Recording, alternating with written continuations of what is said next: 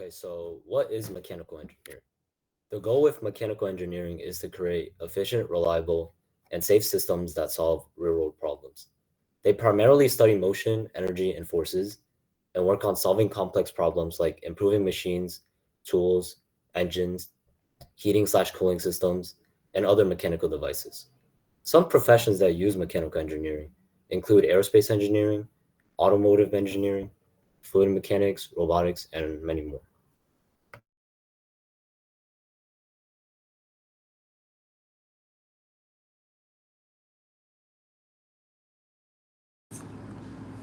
Okay, so in order to study mechanical engineering, the typical education pathway to optimize your chances of becoming a mechanical engineer consists of first taking AP Calculus and AP Physics 1, 2, and slash or C in high school. Then it's important to apply to ABET accredited engineering programs, and you can always find these online through research. Secondly, for your undergraduate, you should strive towards taking courses like thermo, mechanics, material science, design, and etc. And throughout your undergraduate and beyond, you should be familiar with applications like CAD and you should start thinking about specialization. Projects and internships are also important to build your resume and to gain experience. And finally, you have your certifications. You have to pass the FE exam to become an EIT and finally get your license to work professionally. The required skills needed to become a mechanical engineer have to do with these six core concepts: problem solving, mathematics, creativity, proficiency in CAD concepts, communication, and precision. With problem solving, engineers must not only identify issues but solve them in effective and efficient ways. With mathematics, understanding calculus and statistics is vital for analyzing systems and modeling behavior. Creativity is also important for designing solutions that are unique, such as those that are either new or improvements on existing models. CAD proficiency also helps engineers create accurate models using design software like AutoCAD. Engineers must be able to thoroughly communicate in order to convey their ideas, write reports, and collaborate with a variety of members, clients, and/or manufacturers. Additionally, precision with tools such as CAD softwares and general calculations are extremely important, as small errors in calculations or measurements can lead to major failures.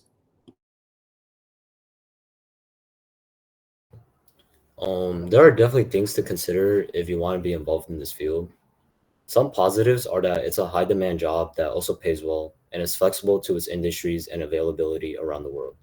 Some negatives, however, include consistent licensing, as certification in this field needs certification renewals, and just general stress from working hours and the fast paced technology advancements.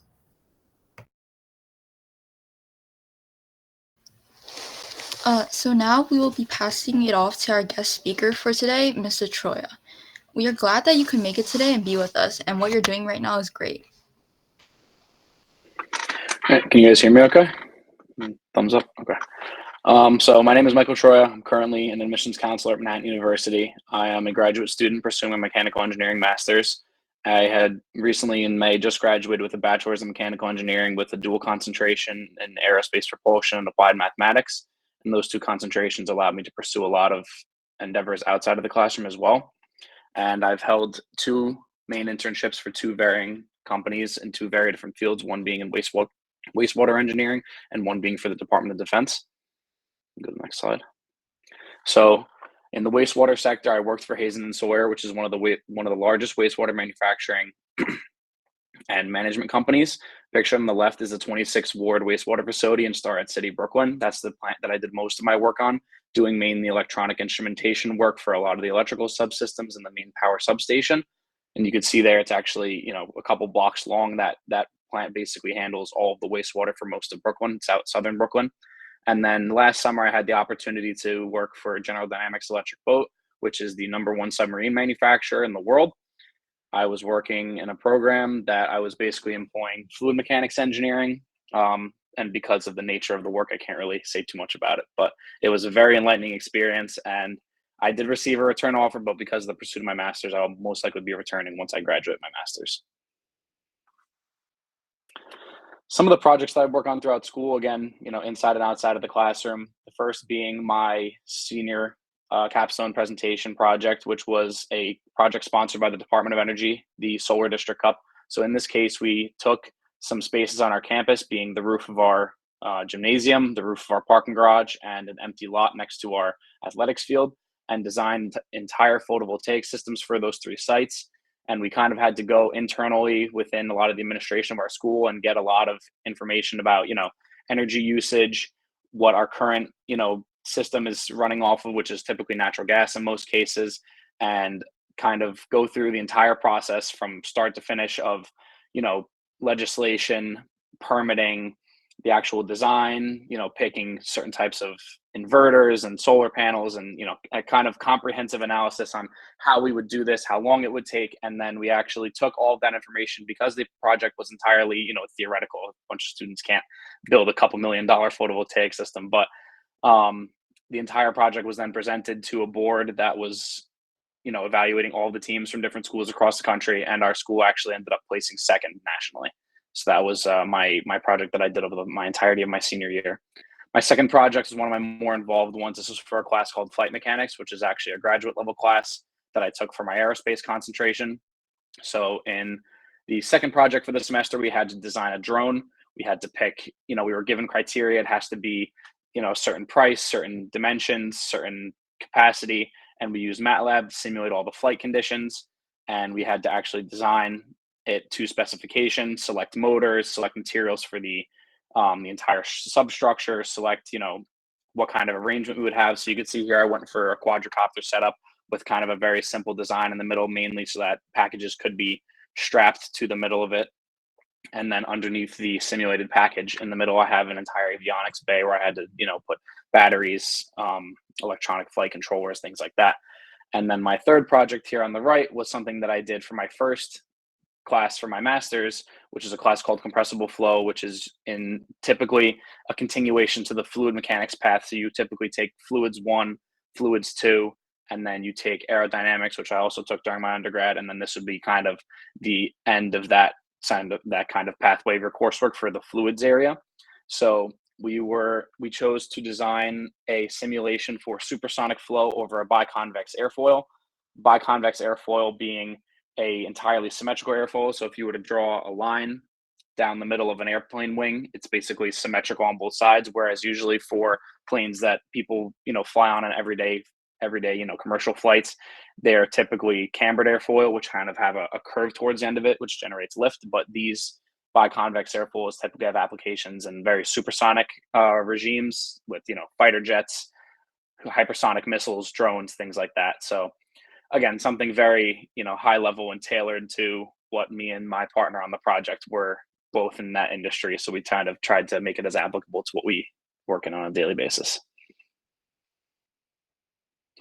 Some more photos. So for that class, from my second project, flight mechanics, the teacher was actually, his name is Dr. Oleg Gusha. He is an aerospace engineer at NASA. So in the left side picture and the top picture on the right, he actually used a budget from I believe it was the Naval Nuclear Propulsion Laboratory research grant, and flew a bunch of students down to Langley, Virginia, and was able to get us into the NASA facility. The picture on the left being inside of their 17 by 22 transonic dynamic testing tunnel. So that's actually where they will put scale models of planes and other things that they're testing. And they will actually, push wind around it with a lot of sensors on the scale model and kind of see how it reacts in that transonic environment. Transonic being between about 0.8 of the speed of sound to 1.2 of the speed of sound. We did have the opportunity to go to a lot of other facilities, but a lot of them were not able to be photographed because part of the NASA facility is actually is within Langley Air Force Base. So it's a very, very controlled environment. We had the opportunity to watch a bunch of fighter jets take off in front of us when they were going out for their nightly patrol. So it really was a really, really cool experience. On the top right was just me and the classmates that ended up going.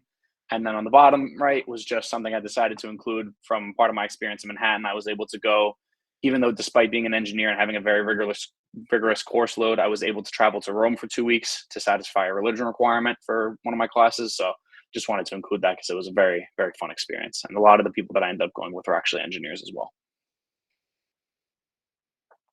Some opportunities if you would like to get involved with Manhattan, or if you have any questions after our Q&A session, there's my contact information. I don't know if the team is planning on sending out this presentation, but if you can do that or take a picture of it. We do offer a number of summer programs specifically in engineering, but if engineering is not exactly what you're planning on going into, there are programs outside of the School of Engineering. We actually just opened up a mechanical engineering summer program. So a lot of these will require you to commute to the campus, but you'll get some hands-on experience with the teachers that will be teaching classes, if you choose to go here.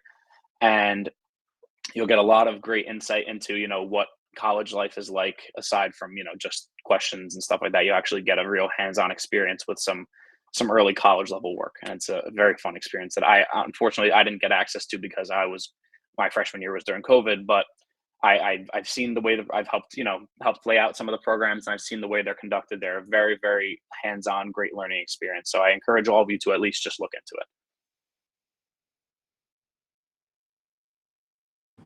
it. Okay, so in conclusion, being a mechanical engineer requires time, effort, and dedication.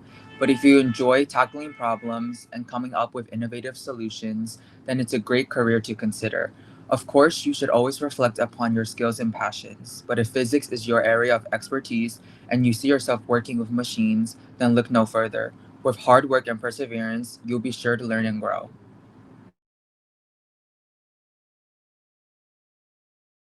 All right, so now we're going to move on to a kind of Q&A session. You can ask any kinds of questions, like whether it's mechanical engineering or college applications about Manhattan University.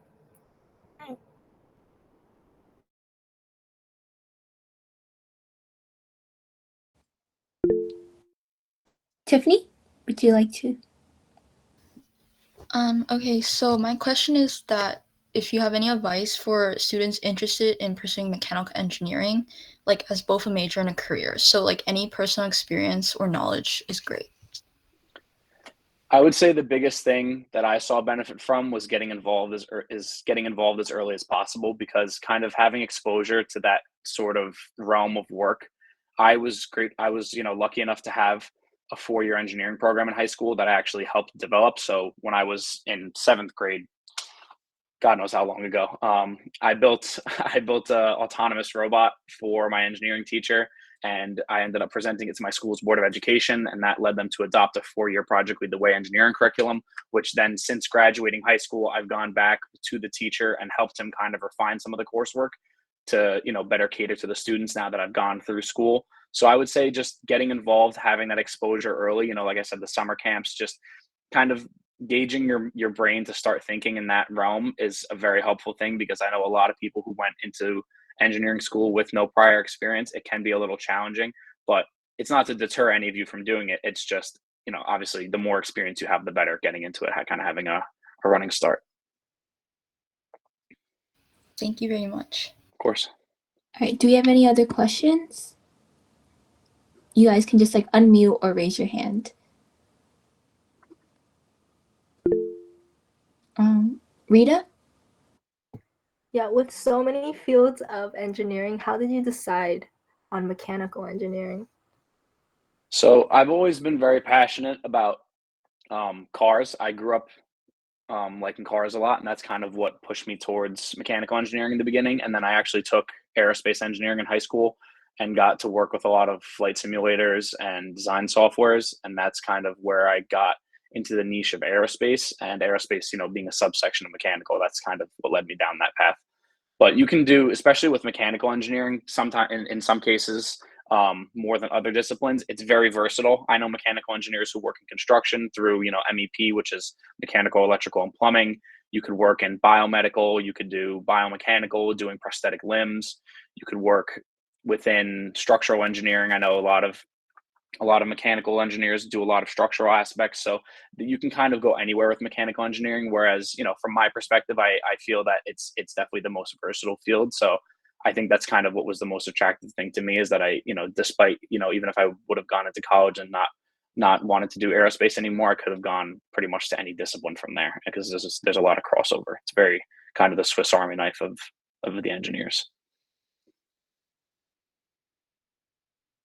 I think Ocean has her hand up. Yeah, Ocean? I have a question. So this is more of an abstract question, but I was wondering like what keeps you like motivated, like what drives you to like continue working on like projects that can be like very hard or like tedious? I would say passion. I think I definitely see myself in this position for the rest of my life. I enjoy the work a lot. It can be very, very challenging at times. Some projects kept me up, multiple nights in a row, working, night and day. Last semester I took 19 credits, which is more than typical because I was trying to finish up the classes required for my concentration. And me and a classmate of mine ended up having to work on a project for 3 days straight. Waking up, eat breakfast, get to work, work the whole day. So it's very challenging, but it's very rewarding. Being able to say that I'm an engineer is definitely something that I've kind of had in the back of my head for a long time. And I think that, seeing the outcome of your work, like you saw with some of my projects, even though some of them aren't, physical, those projects are going to be with me for my whole life. It's very, very rewarding to see that your hard work can pay off and kind of end up nicely in a report or even a physical thing in some aspects.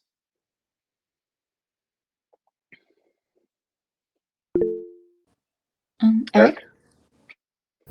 Eric? How important do you think internships are to like this profession? And if there is, like, is there any meaningful connections you made through those internships, and how have they shaped your career path? So I would say they are very important, but not absolutely necessary. I know a number of friends of mine who went through all of college and never had an internship and still had no trouble finding a job. It's more so I see internships more so as you're kind of getting your foot in the door into whatever industry you'd like to go into.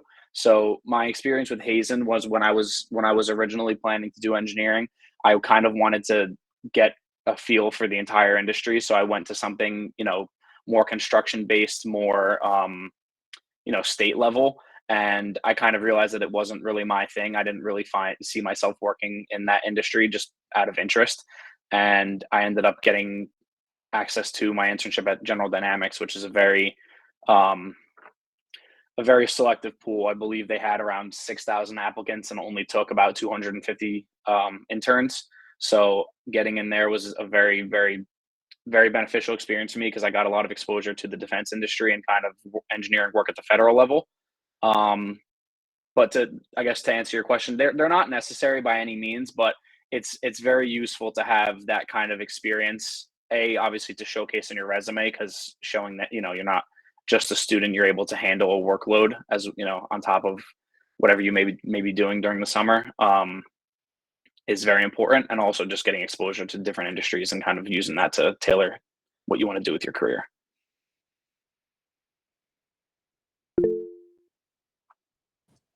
Philly? How did you approach like the testing and validation process of your designs? So most of my designs for um, like my project based classes were not physical because of the limitations of some of the work we were doing. But I did have an opportunity to work on a project. It was through the United States Space Force. So it was called the Dr. Gladys West I-5 rocketry team. So we were actually building a rocket that was meant to carry a Space Force kind of instrument cluster to 3 miles above the surface to just collect data on atmospheric, temperature, pressure, things like that, aerial composition. Um, and I was actually one of the team leads for the testing and quality assurance sub team. So I would say the biggest thing with testing is knowing what you're looking for. So obviously, you need to have a clear objective defined and knowing kind of the ins and outs of your instrumentation and how you're collecting that data, because then what error thresholds, what exactly your equipment is capable of, um, things of that nature. So it's being very, very familiar with your equipment is very important, and kind of having a realm of possibility of knowing what you're looking for, and also obviously conducting many tests to catch any outliers, see trends, things like that.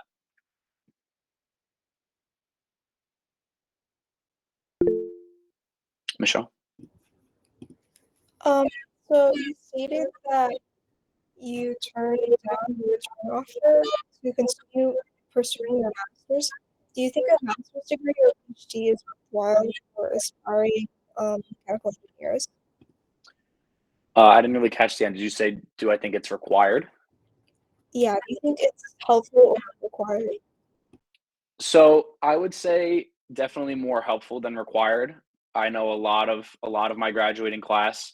Um, I don't know exactly if some of them may have gone to other schools, but I know there's I think there was about 60 graduating mechanical engineers, and 10 of us decided to stay at Manhattan to pursue our masters. So it's definitely on a case by case basis. Some people, you know, they can, if they're content with their job offer, or if they, you know, they're tired of school, whatever it is, that's a very real possibility. Um, People just decide that they don't need to go for it. It's not something that's usually a matter of requirement, because there also are a lot of people who go back later on in life and pursue it, or they pursue it while they're working for an engineering firm. So I would say it's definitely more a kind of want than a need. I wanted to get my master's because I think that that will better equip me to be in the professional world, because I plan to pursue my MBA once I start working. So um, I think it's definitely just kind of personal preference. It's not required in any sense. But if you, I will say, if you do want to go into research, that is usually where you typically see people going for higher degree levels. You know, obviously, or if you wanted to go into, you know, higher education teaching in that field, almost every single one of my professors has a doctorate, because that's usually kind of the industry standard, I guess, is to, you know, have your doctorate to be able to teach at the collegiate level, and also with conducting research. So if research is more your thing, that I would say you should definitely look more into pursuing higher levels of education, because typically, if you're, let's say you're very into a field and you want to continue working in that field of research, you would typically use your research during your postgraduate school to pursue your doctorate, and then make your thesis based on what you're researching, and then continue, you know, kind of parlay that into a career after your doctorate's complete. No worries. Yep. E? So, as an admissions officer, what are like some important things you look for in like someone's application? I would say definitely challenging yourself. That's obviously something we always look for. We don't want to see someone who kind of coasts through. We like to see people that are, you know, trying to go for harder classes, especially if you're applying to a school like engineering. We like to see, like you guys had mentioned, you know, physics, calculus, AP level courses, showing that, you know, you're constantly challenging yourself.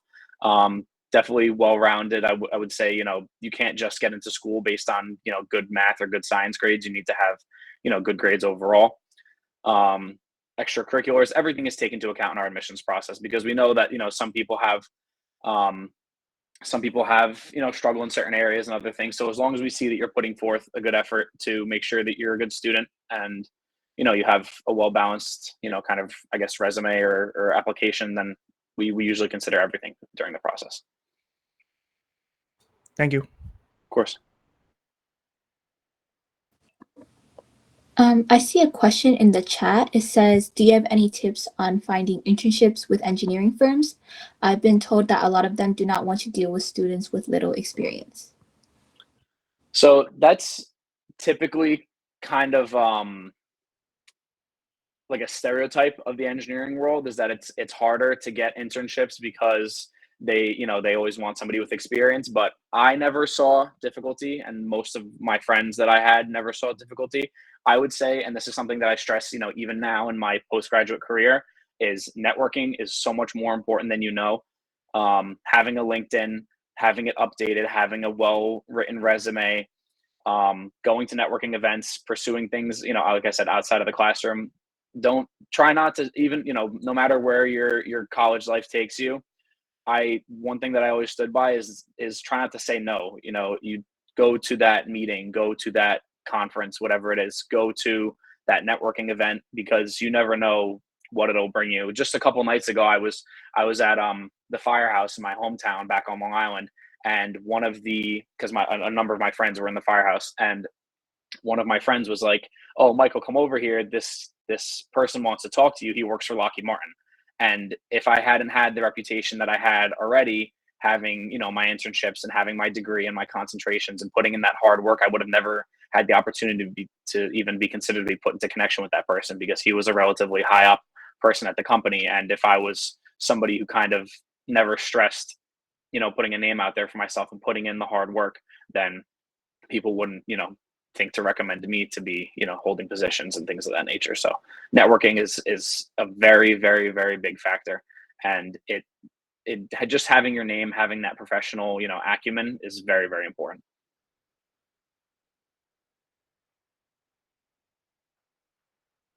Of course.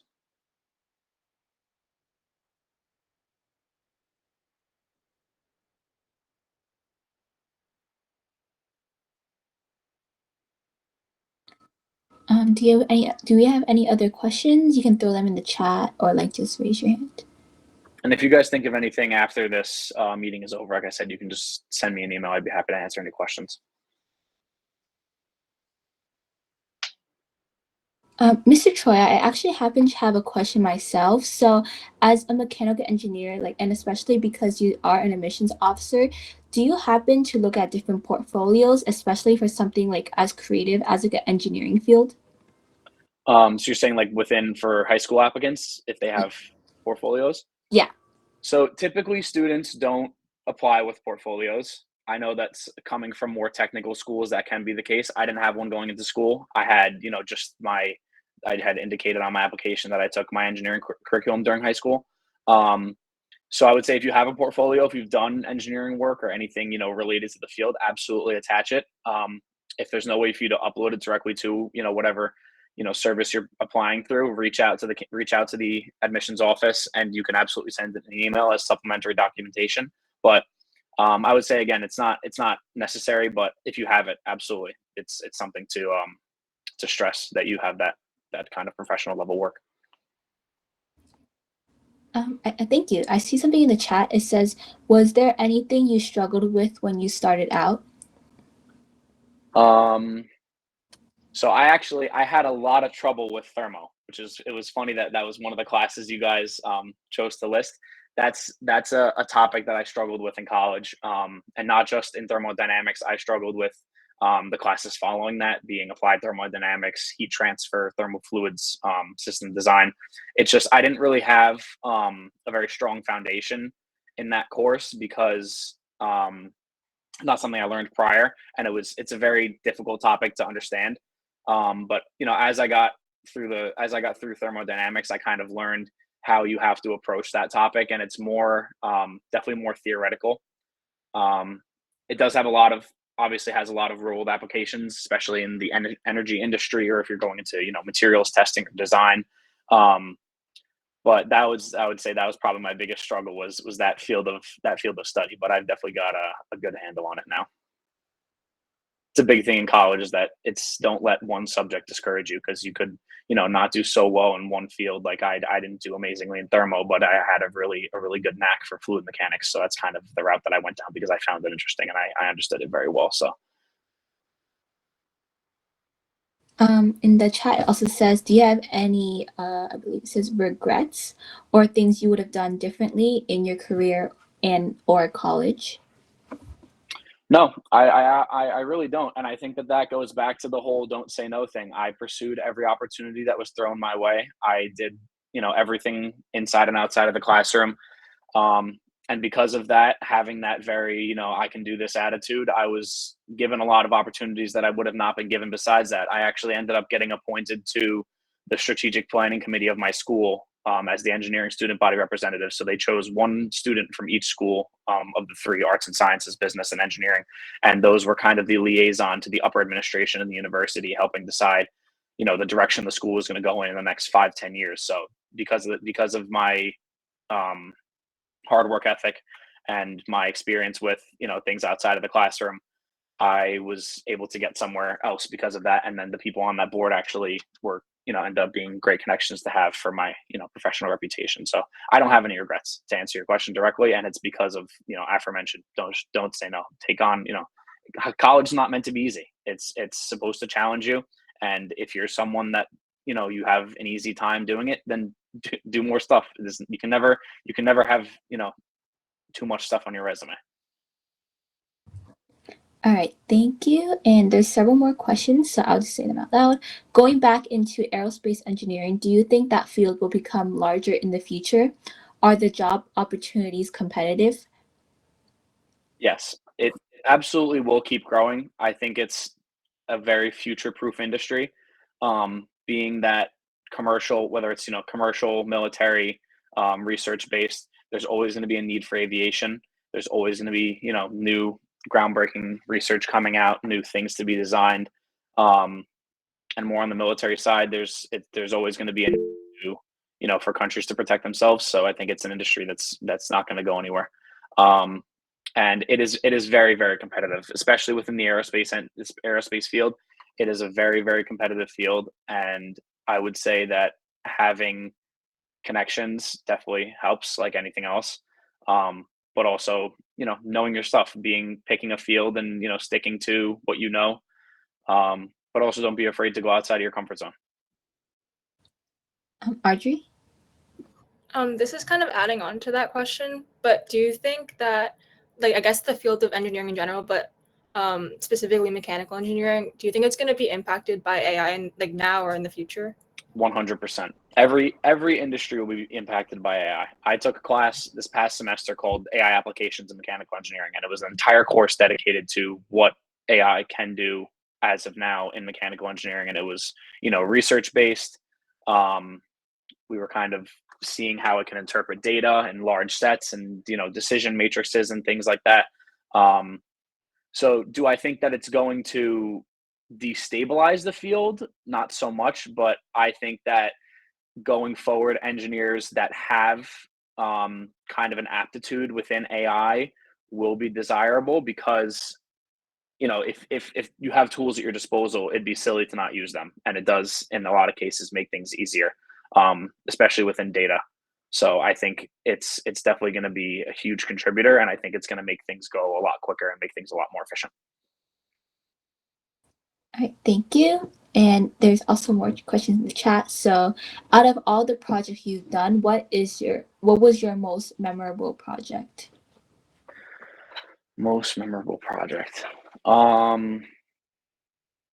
I would say the 3 projects that I completed for that flight mechanics course, they were very challenging and very involved, mostly coding based, and like CAD design that I showed in the previous slide. Those were definitely the most memorable because they required a lot of research, a lot of long hours, but it wasn't I wouldn't say it was grueling. It wasn't miserable. It was very interesting work. The first project, we fully sized a Boeing 747. So we were given, the takeoff speed and how much weight it was meant to carry. And we had to design, the wingspan, the chord length, the, flying angle of attack, things like that, the drag and lift profiles. The second one being the one that I showed already with the drone. And then the third one being the orbital mechanic, or orbital trajectories for a Falcon 9 rocket. So we actually simulated a rocket launch into orbit and kind of saw, speeds, different altitudes, pressures in the body, stresses, things like that. So I would say that class in its entirety was my favorite because, it's within my field of interest. And it was also, the teacher was fantastic, everything. Even the class was fully remote because he lives in Virginia because, he works for the facility. But that class was very, very memorable, and I think those 3 projects are definitely my favorite. Can't pick one. Okay, and several more questions. So how does working in emissions compare to your experience in mechanical engineering? Do you prefer one over the other? They're not similar at all. I took this opportunity because I was going to be studying for my master's here at the school. So it was something to kind of, more so pursue, for the financial aspect and for just to have some experience on my resume. But there isn't a lot of, from day-to-day work, it doesn't really apply, but definitely having the knowledge that I have in engineering is very helpful in our office because I'm the only engineer there. So I've kind of been the go-to for all questions. And, when students come in wanting to go into engineering, they kind of come to me because I went through the whole thing. So I think I've kind of tailored it to pertain to mechanical engineering, but I would say the day-to-day work isn't exactly, I guess, engineering work, if that answers your question. And I also have a personal question. So not to get too personal, but when you're speaking about the financial implications, would you say that with the current like competitive market in mechanical engineering that your like income or you have to consider your financial situation as a mechanical engineer? I think you may be misinterpreting what I mean by what I said. So I had the option to, obviously return to work and pay for my classes out of pocket, but because of my position at my school, my classes are actually covered. And it doesn't require me to commute, being that I live, walking distance from my campus. So it kind of allowed me to have a very convenient pursuit of my master's, being that I get the ability to live in the area and pursue it at the same time while having it being covered through my position. So I would say it's more so I know students who are not working during their masters. I know students who are working during their masters for engineering firms. So it's all kind of on an as need basis for your current financial situation. Okay. All right. Thank you. And I'm just going to read off more questions. So, on a slide, it was shown that there were some challenges in doing mechanical engineering as a career. How do you navigate those challenges, and how would you suggest others navigate those challenges? Also, do you think mechanical engineering is worth it even with those challenges? Absolutely. If you could go back to the challenges slide, I could address them directly.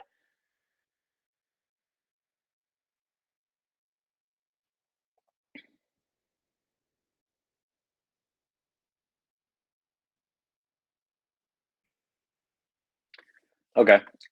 So for consistent licensing, this is something that I forgot to mention earlier. You do not have to get licensed as any kind of engineer. Some fields it is typically more difficult to find. Like I know within civil engineering, it's very common that they are licensed with FEPE.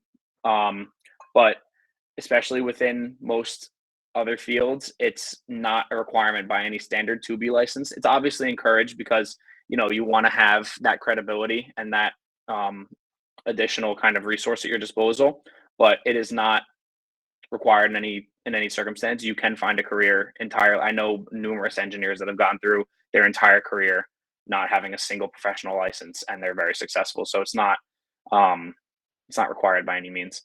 Um, Long working hours, I would say definitely is a challenge, but like as aforementioned with my schoolwork, kind of seeing your end result and what you're able to produce through your work is a very gratifying aspect of it, and kind of knowing what you're working towards and knowing that what you're doing is meaningful is a very big thing. So I would say picking the right company and being in the right position, knowing that you're very passionate about what you're doing and knowing that your work is going to make a difference, being that's kind of the point of engineers, is to change the world.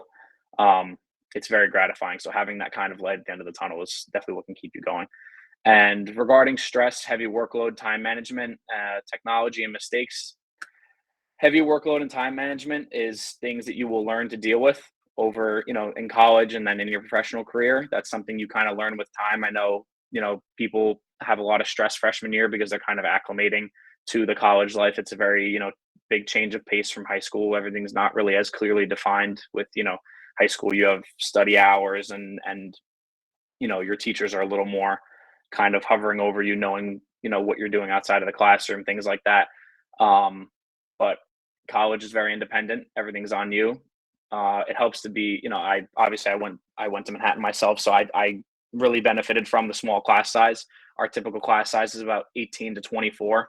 So being able to have that very personal relationship with your classmates and your teachers, as opposed to a larger school, being in a 400 person lecture hall, it's very beneficial to have that close knit relationship with your teachers, because they can give you kind of personalized help, and you can kind of ask them, if you're struggling with a topic, see them outside of the classroom. It's definitely something that I've benefited from a lot. The technology, it's sort of a roll with the punches kind of scenario. The world is always changing in every field. I don't think there's a single field today that hasn't changed since, the person got into the field. So it's something you kind of just have to learn to adapt to and embrace and choose to benefit you, as opposed to trying to kind of refute it.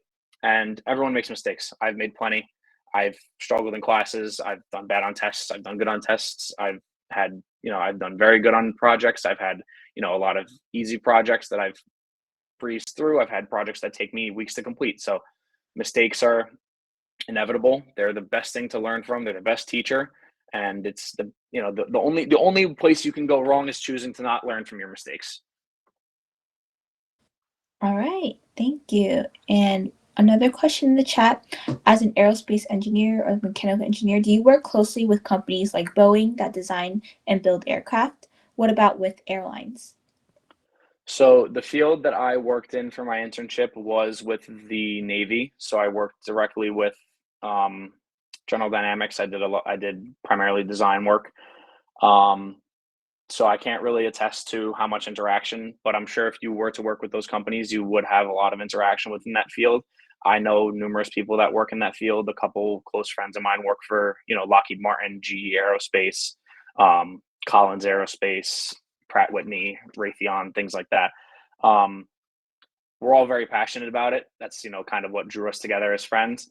And, being within that field, it's a lot easier to move laterally to other companies in similar areas, being that a lot of this more government level work rather than the private sector with like commercial requires things like security clearances and things like that. And it's, once you're in, it's a lot easier to kind of move around, but it's definitely a challenging field to start up in, being that it's there's a very big learning curve because not a lot of the information that you'll be working with is stuff you'd be exposed to prior.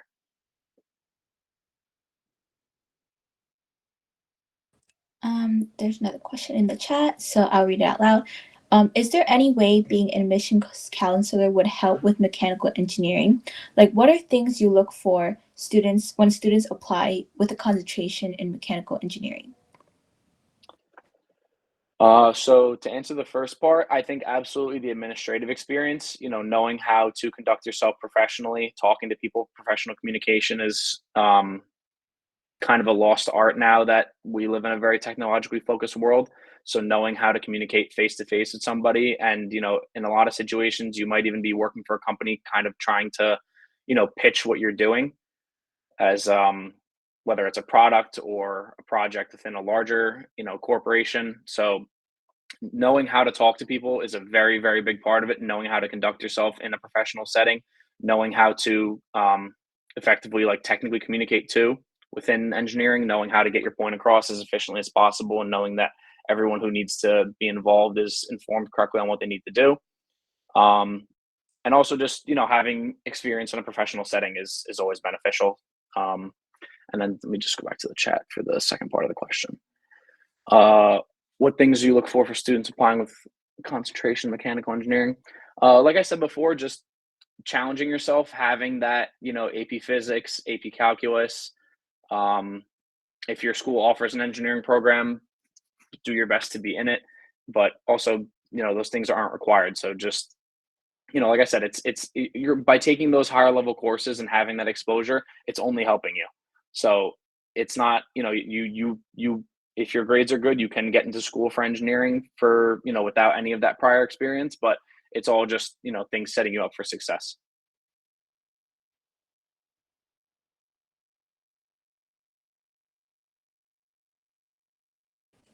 Okay, do we have any other questions? I also have like questions more about for high school students. Like, what can they do to prepare for like a career in mechanical engineering, or like to go into college, like with the mindset that they want to become a mechanical engineer? I would say definitely try to get down the time management skill now. So if you're somebody that, you find yourself procrastinating, try to get into a routine of having a schedule, be very deadline focused. If you have something due in 2 weeks and you're going to have homework between now and then, but you're free today, work on it today. Don't leave things for the last minute. Kind of build those good habits, keep track of your work, keep a planner, things like that. Building those kind of soft skills that aren't exactly required, by a curriculum to say, having those kind of skills already developed is very important. I was a 4-season athlete I was in Boy Scouts. I did my engineering program. I was in the engineering club after school, so I had a very busy schedule in high school, and kind of knowing those time management skills and having that discipline to stay on top of my work was something that ended up benefiting me a lot in college. Whereas, people who choose to procrastinate or, push things off and go to others for help or whatever it is. Not saying that going to others for help is wrong, but relying on others to kind of fill in those gaps that you're not willing to fill yourself are things that are going to come back to bite you in the end. So building a lot of the skills that were part of that previous slide, time management, hard work ethic, things like that. All right, and we have other questions in the chat. So, is mechanical engineering a career that is flexible? If you were to switch into like other engineering disciplines, is the skills transferable? Absolutely.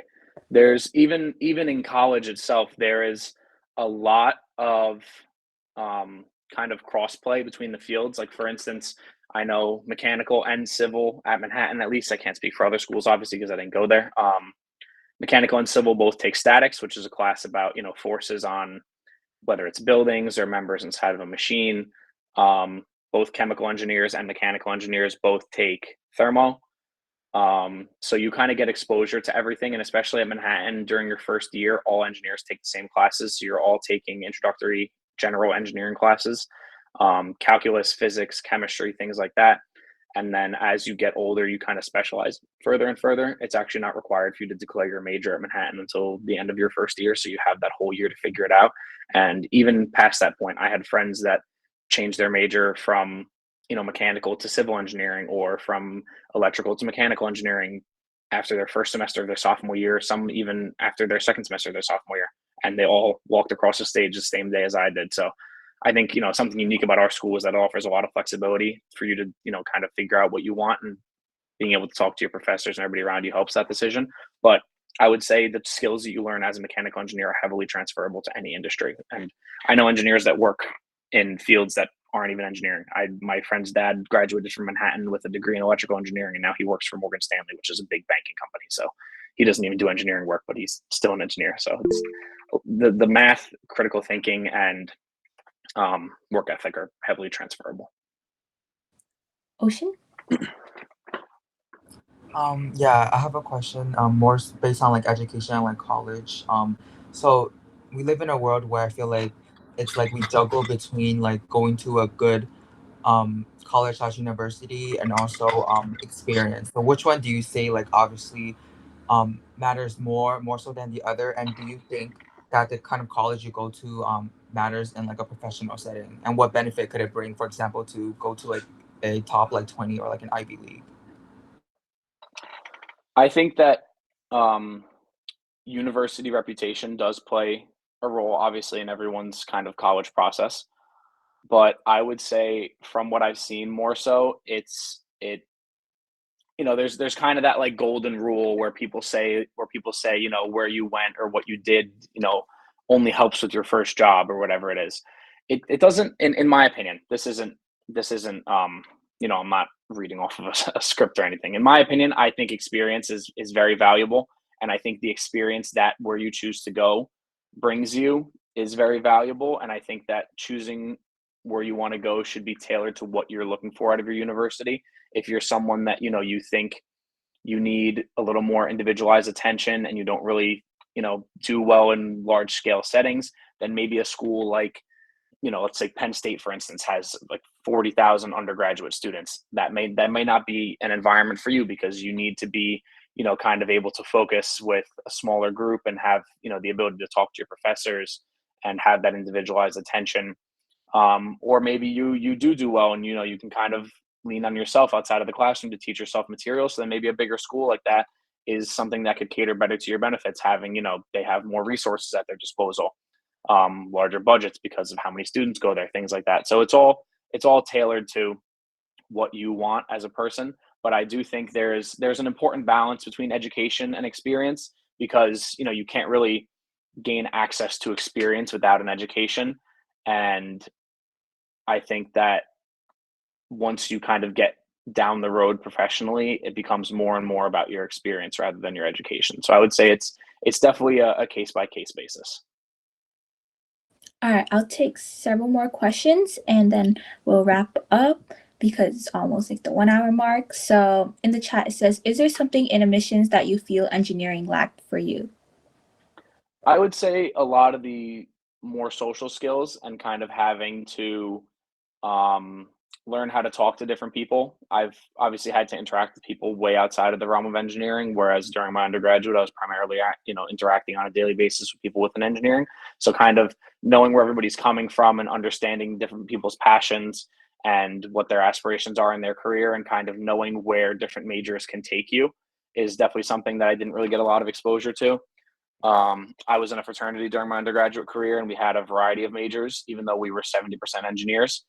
So I got to interact with different people's in different areas of study. But I would say definitely a lot more of the interaction and kind of learning what people want to do with their studies is something that admissions taught me a lot about. And I started less than a month ago, so I'm still learning every day. All right, and I think I'll take one more question. So in the chat, it says, what ECs, so that I think that reference extracurriculars, do you suggest doing for mechanical engineering? Specifically, more useful and most interesting ones. I'm gonna assume you mean extracurriculars in high school. Um, Feel free to correct me in the chat if that's incorrect. But I would say, if your school offers anything um, related to the field, I would absolutely pursue it. Like my school offered a robotics club and an engineering club, and I, was in both of them. The engineering club, I was actually one of the founding members. I started it because our program was very selective. There was only one section open our first year of it in freshman year of high school. So I know there were a lot of people who didn't, pursue it immediately, or were a little bit um, uneasy going into it, not knowing what it would entail, because it was the first time it had ever been offered at our school. So a lot of people didn't really like the I don't know anybody that had gone through this already kind of mentality. So we decided to start the engineering club to allow students who didn't have the opportunity of being in the program to get involved. So I would say definitely pursuing things like that. And, in my case, if it's not offered, then reach out to a professor or somebody that you know who's in charge of it at your high school and try and start something. And if there's not anything offered directly by your high school, there's a lot of extracurricular, clubs and organizations you can get involved with. Like I know ACE, for instance, is kind of a outside of school thing. So that's absolutely things you can pursue with quick Google search, see what's offered in your area. Don't be afraid to go outside of your comfort zone. It's a very, very big thing. All right. Thank you so much, everyone, for asking questions, and Mr. Troia for joining us today and speaking and answering these questions. So, for the people in the chat, I'll be sending out the information, Mr. Troia, his phone number and his email if you guys want to contact him. And yeah, that's about it for today's webinar. Thank you again, Mr. Troia, for coming and speaking to us. Of course. If I could just have the members of the Exporto team hang around after, I just wanted to talk to you guys real quick, just a couple questions. Yeah, absolutely. All right. Thank you.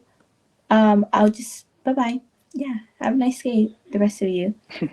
Audrey, Tiffany, and Ocean, you can stay back. Have a good night, guys.